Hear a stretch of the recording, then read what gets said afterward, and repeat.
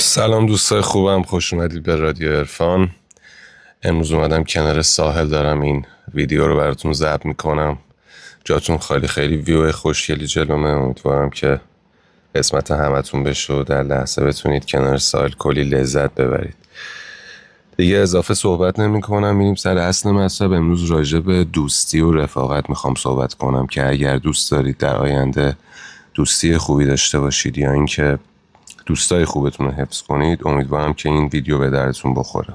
چند تا نکته هستش که دوستی رو بسیار قوی‌تر و محکم‌تر میکنه. به نظر من هر آدمی در زندگی به چند تا دوست خیلی خوب احتیاج داره، چه تو زندگی از لحاظ کاری، چه سپری کردن زندگی. تا یه جمله خیلی قشنگی که همیشه تو ذهن من میمونه اینه که چند تا دوست خوب داشته باشین که موقعی که پیر شدید تو پارک‌ها دنبال رفیق نگردید. چون به هر حال حتی اگه شما ازدواج هم بکنید، حتی اگر بچه دارم بشید، بچه‌هاتون به هر نحوی میرن وارد زندگی خودشون میشن و شما میمونید یا خودتون تنها یا با همسرتون. به هر حال احتیاج دارید که یه جامعه و یه سری دوستای دور و براتون باشه که بتونید از زندگیتون لذت ببرید، لحظاتون رو باهاشون تقسیم بکنید، دعوتشون کنید.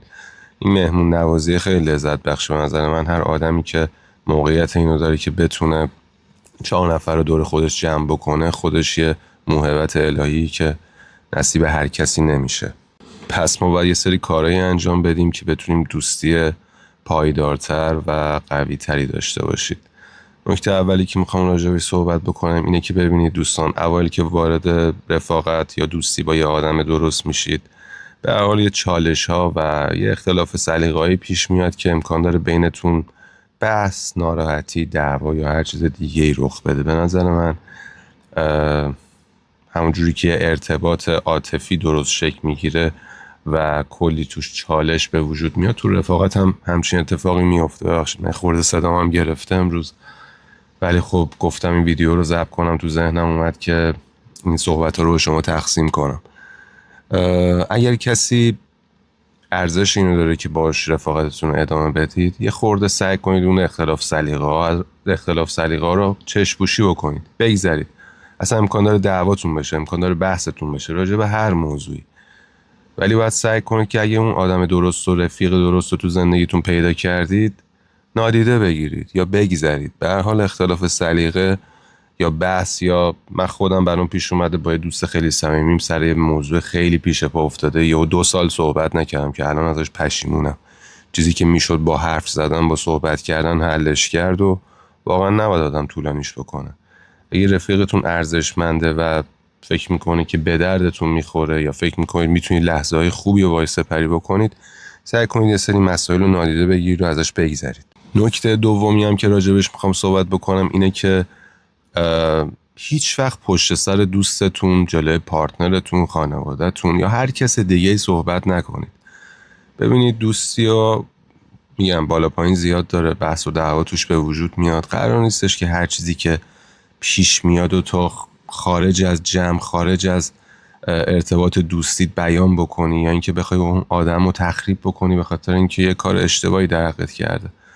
پس شما باید یه مقداری آدم افتاده تری باشید. قرار نیست سفره دلتون جلوی هر کسی باز بکنید.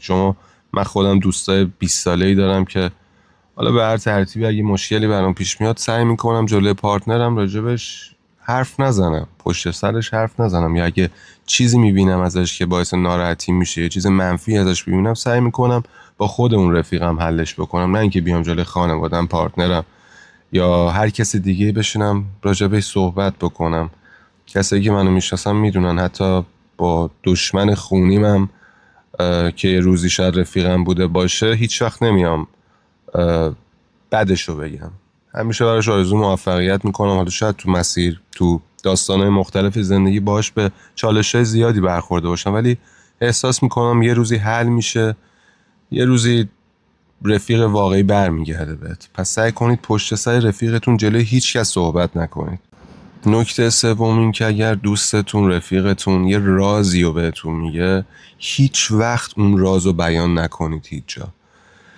ببینید دوستان، اصلا فرقی نمیکنه اون آدم چه آدمی باشه، هر کسی که یه رازی رو بهتون میگه شما باید تو دل خودتون نگهش دارید.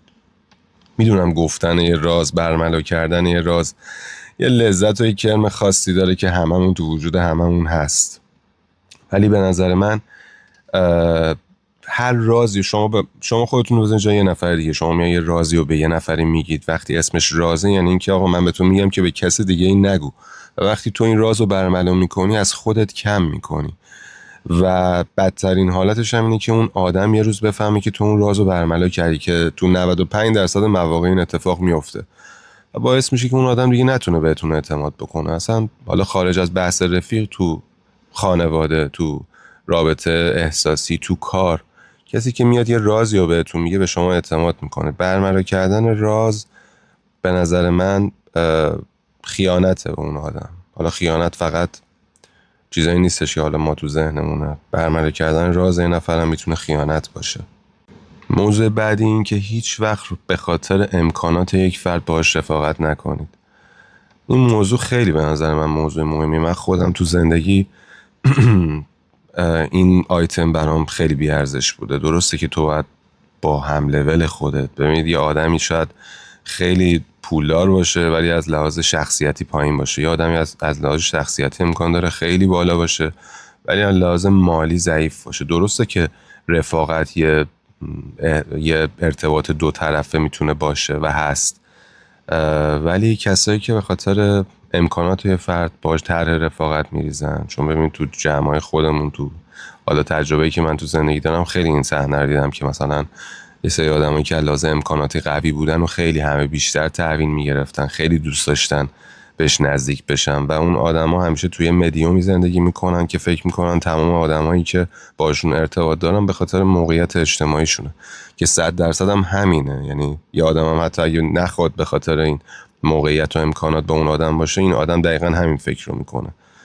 پس سعی کنید که اولا که با هم لول خودتون ارتباط داشته باشید، دوست باشین، و اگر هم از هم لول خودتون بالاتره سعی کنید که یه مقداری این قضیه امکانات براتون کم رنگ تر بشه. یعنی سعی کنید بیشتر آیتمای مهمتری تو ذهنتون باشه واسه ارتباط گرفتن با یه آدم. به نظر من یه آیتم خیلی مهمی که حالا تو دوستی میتونی روش حساب بکنی امن بودن اون آدمه. به هر حال ببین تو پسرا هم هست این اتفاق. تو هیچ وقت پارتنر تو جلوی آدمی که مثلا هیزه یا اینکه آدم امنی نیست یا اینکه همش دنبال اینه که چه میدونم از آدمای مختلف سوء استفاده کنه، 100% تو با اون آدم رفاقت نمی‌کنی یا پارتنرتون نمیبری پیشش. تو رفاقت هم همینو. شما سعی کنید که شخصیت اون آدم، مغز اون آدم، بینش اون آدم و اینکه از لحاظ شخصیتی بهتون اضافه بکنه، به نظر من بزرگترین آیتمیه که تو میتونی در نظر داشته باشی واسه رفاقت با یه آدم. کلا که آیتمای زیادی هست برای پیدا کردن یه دوست خوب. من حتما ویدیوهای دیگه ازش میسازم. خیلی‌ها به من میگن که چرا انقدر ویدیوهات ساده است، یعنی فقط صداتو میذاری. تو که من هم دوربین دارم هم لوکیشنشو دارم که بخوام ویدیوهای خاص و عجیب ضبط کنم، ولی کلا رسالت من تو یوتیوب الان اینه که با معمولی ترین امکانات و ساده ترین چیز سعی کنم یه محتوایی به شنوندم منتقل بکنم که براش ارزشمند باشه. کلا این قضیه برام خیلی مهمه. سعی نمی‌کنم با ویدیو، با ادیت خاصی، با تامنیل خاصی، با حالا چیزایی که خودتون تو فضای مجازی می‌بینین بخوام کسی رو مجاب کنم که ویدیومو کلیک کنه و ببینه. هر کسی که دوست داشته باشه گوش میکنه، ازش لذت میبره. هر کسی هم که نه، خب نه، من یه جامعه و دوستای خوبی که دور خودم جمع کنم برام کافیه. سعی میکنم که این رسالت من باشه تو یوتیوب، به جای اینکه بخوام تمرکزمو بذارم رو ظاهر داستان و چیزایی که حالا تو سوشال مدیا خیلی میبینید. من از این دست ویدیوها خیلی درست میکنم. امیدوارم که دوست داشته باشین، لایک کنین. کامنت شما خیلی برای من با ارزش است. میفهمم فیدبکی که نسبت به حرفای من میدید چجوریه. و اینکه تا قسمت بعدی به خدای بزرگ میسپارمتون. امیدوارم که بتونم یه تاثیر مثبتی تو زندگی هر کدوم از شما، هر چقدر تعدادتون هم کم باشه، داشته باشم. ممنونم که تا اینجا گوش کردید. مرسی. امیدوارم که اتفاقای خوبی بیفته در آینده. تا بعد.